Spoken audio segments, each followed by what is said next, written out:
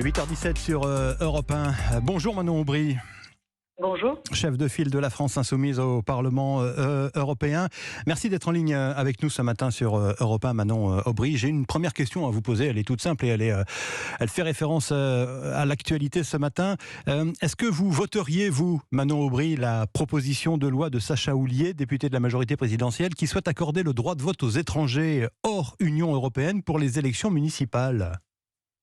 Oui, ça a été c'est une proposition qui a été soutenue par la NUP et par la France Insoumise de longue date. C'est un principe assez simple, c'est que quand vous travaillez dans une commune, vous payez des impôts locaux, vous payez des taxes foncières, et donc il n'y a pas de raison que ces personnes n'aient pas droit à la vie politique, à la vie de la commune, et donc à participer et à pouvoir voter.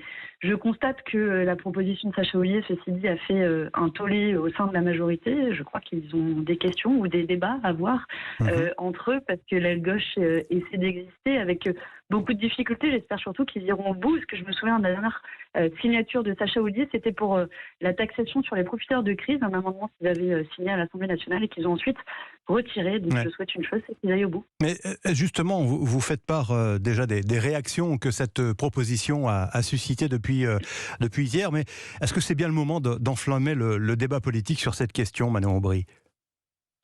Vous savez, quand il s'agit du combat pour les droits, il n'y a jamais de mauvais moment. Et c'est toujours un bon moment de se battre pour défendre les droits. Quand à l'époque, il y avait eu des combats pour les droits des femmes, pour l'IVG, pour le droit de vote des femmes, là aussi, on avait dit que c'était pas le bon moment. Donc il n'y a jamais de bon moment. Et ce combat doit être mené. C'est un combat politique, je vous l'ai dit, de longue date de la gauche. C'était d'ailleurs dans le programme de François Hollande, je regrette qu'il n'ait pas mis en œuvre. Et donc si Sacha Houlié provoque un débat sur le sujet, c'est tant mieux. En tout cas, vous voyez, il a été beaucoup question depuis le début de ce mandat de quelle pourrait être la participation de la NUP. Parce qu'il y avait une proposition comme celle-là sur la table, eh bien, nous nous ferions un plaisir de la voter. Je constate juste que le gouvernement, pour le moment, a plutôt regardé du côté de la droite, voire de l'extrême droite de l'hémicycle, plutôt que du côté de la gauche. Donc j'ai mes doutes sur le fait que ça aille au bout. Alors justement, voilà, c'est ce que j'allais vous dire, compte tenu de la réaction notamment de Gérald Darmanin. Cette proposition de loi n'a aucune chance d'être adoptée à l'Assemblée nationale.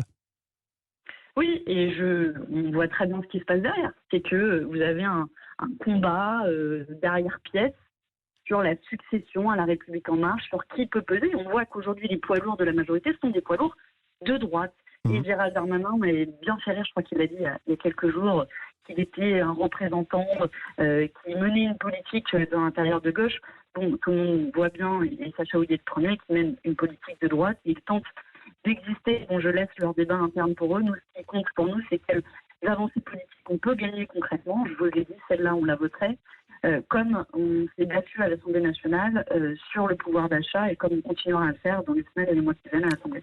Est-ce que vous faites partie, Manon Aubry, de ceux qui, comme votre ami David Guiraud, député de la NUP à l'Assemblée nationale, donc, dénoncent l'expulsion de l'imam Hassani Hussein, ce prédicateur, vous savez, proche des frères musulmans. Quelle est votre position sur ce dossier ?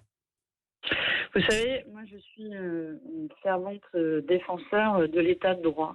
Alors ça ne plaît pas beaucoup au ministre de l'Intérieur, Gérald Darmanin, l'état de droit.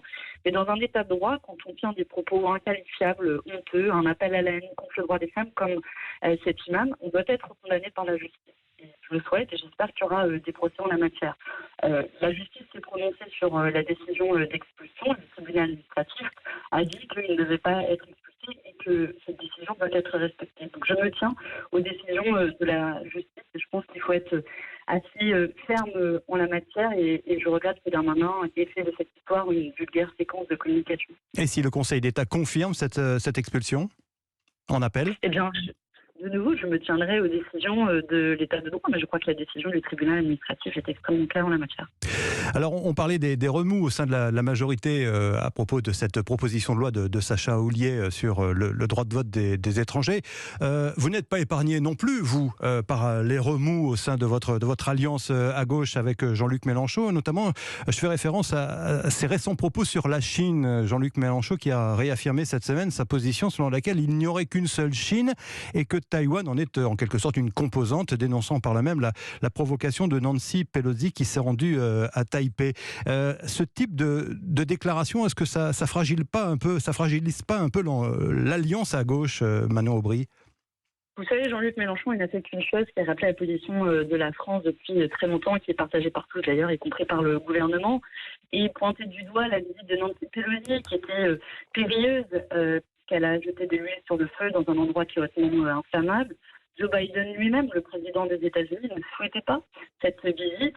Les alliés des États-Unis, le Japon et la Corée du Sud, s'inquiètent de la crise qui a été créée par cette visite, qui n'empêche pas par ailleurs d'être extrêmement ferme sur la répression qui augmente en Chine, sur la situation des minorités, sur le travail forcé, sur le recul des droits. Je constate d'ailleurs que ceux qui ont jeté des cris d'orfraie font part d'une certaine hypocrisie quand même, parce que ce sont les mêmes qui veulent négocier un accord commercial avec la Chine. Mais pour achever de répondre à votre question sur est-ce que ça crée des divisions au sein de la NUP, moi j'ai surtout le sentiment qu'on essaie de diviser la NUP, on essaie d'utiliser tous les sujets pour diviser la NUP, alors que ce que je vois à l'Assemblée nationale, c'est que nous sommes en ordre de bataille, nous menons des combats en commun, et je vais au-delà. Je pense que nous devons construire de nouvelles batailles électorales ensemble, que l'option d'une campagne et d'une candidature commune, par exemple aux prochaines échéances électorales que sont les élections européennes, est une option qui est crédible.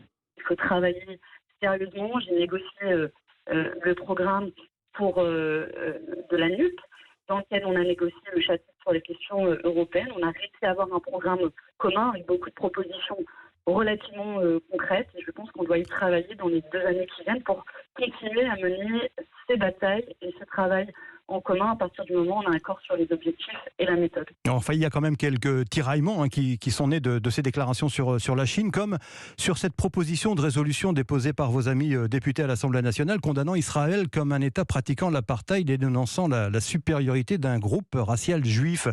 Dites-nous quand même, Manon Aubry, il y a quand même des propositions qui dérangent du côté de la France insoumise. Vous voyez, il est en train de se passer exactement ce que je venais de décrire. La NUP est en train de se diviser, vous n'êtes pas d'accord entre vous. Moi, c'est un fait, c'est factuel, on observe des réactions. Alors, ça fait 10 minutes que nous sommes dans cette interview.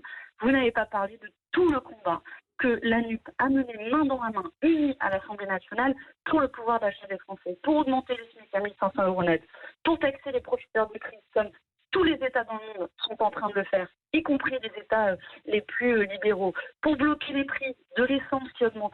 Voilà les combats communs de la NUP. Et moi, je suis fière de cette coalition qui n'est pas une coalition électorale, qui est une coalition politique, et de ce que nous avons fait émerger, et qu'à l'Assemblée nationale, nous soyons la seule opposition qui défend précisément le pouvoir d'achat des Français.